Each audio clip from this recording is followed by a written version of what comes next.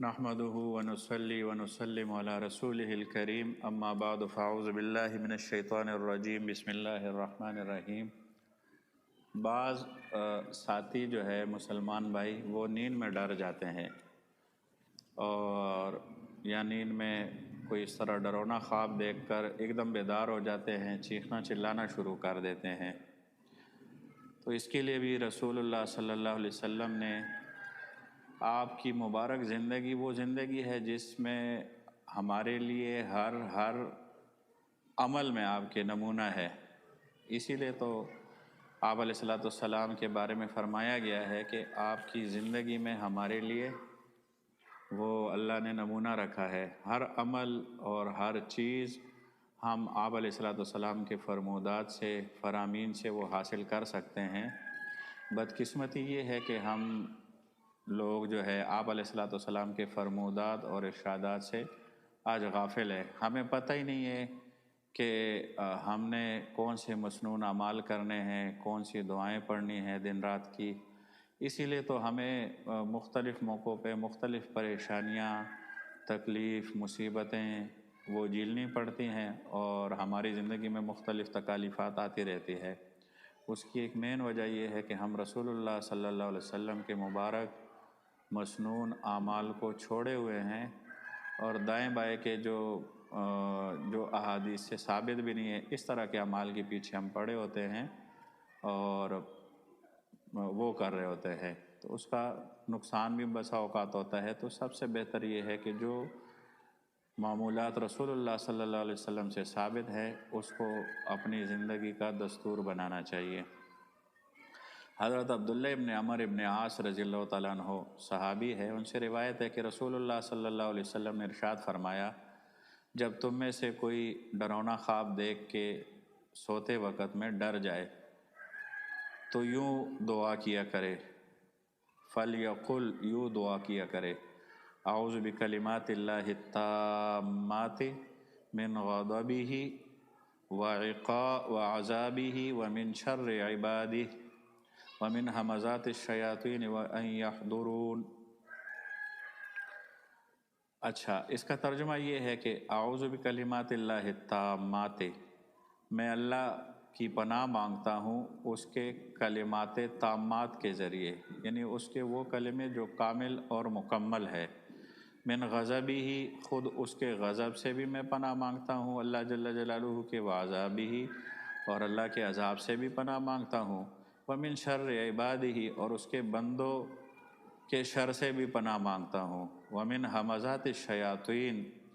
اور میں شیطانی وساوس اور اثرات سے بھی اللہ جل جلالہ کی پناہ مانگتا ہوں، اور اس بات سے بھی پناہ مانگتا ہوں ان یحضرون، کہ یہ شیاطین جنات میرے پاس آئیں، مجھے ستائیں، مجھے تکلیف پہنچائیں۔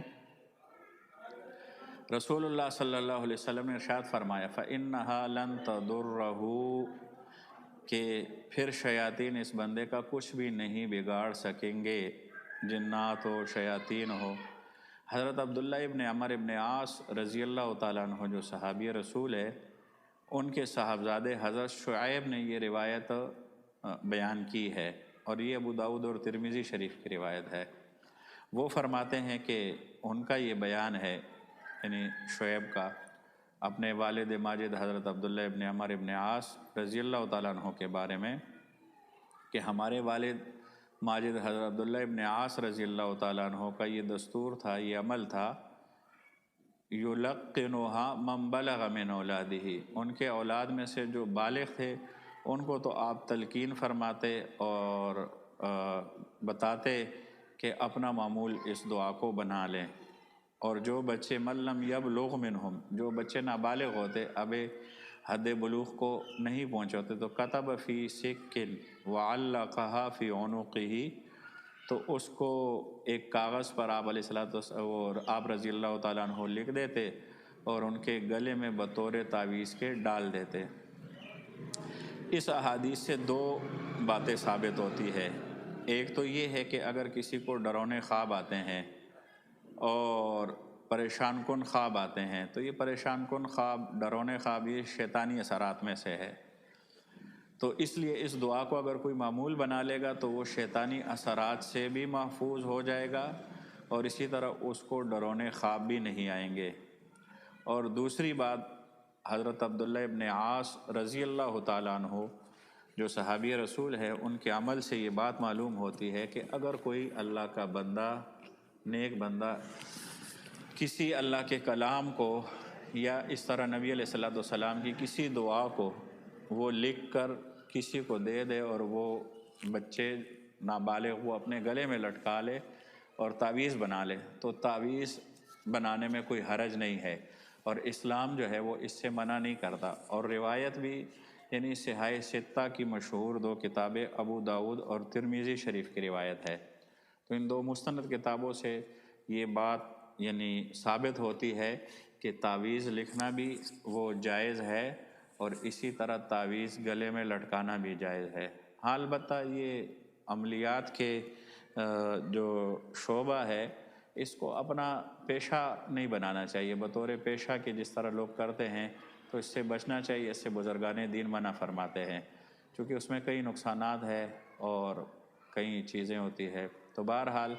پیشہ نہ بنائیں اس کو۔ باقی اگر کوئی اللہ کا بندہ ہے، کوئی عالم ہے، کوئی مفتی ہے، کوئی قاری صاحب ہے،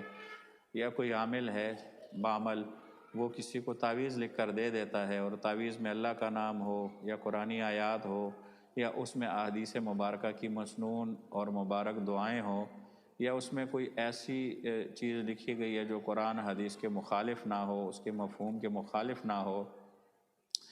تو وہ لکھنا جائز ہے، اور اس کو گلے میں لٹکانا وہ بھی جائز ہے۔ اس روایت سے یہ بھی معلوم ہوتا ہے۔ اللہ ہم سب کو شیطانی اثرات سے محفوظ فرمائے، اور نبی علیہ الصلوۃ والسلام کی مبارک زندگی کو اپنانے کی توفیق عطا فرمائے۔ وآخر دعوانا ان الحمد للہ رب العالمین۔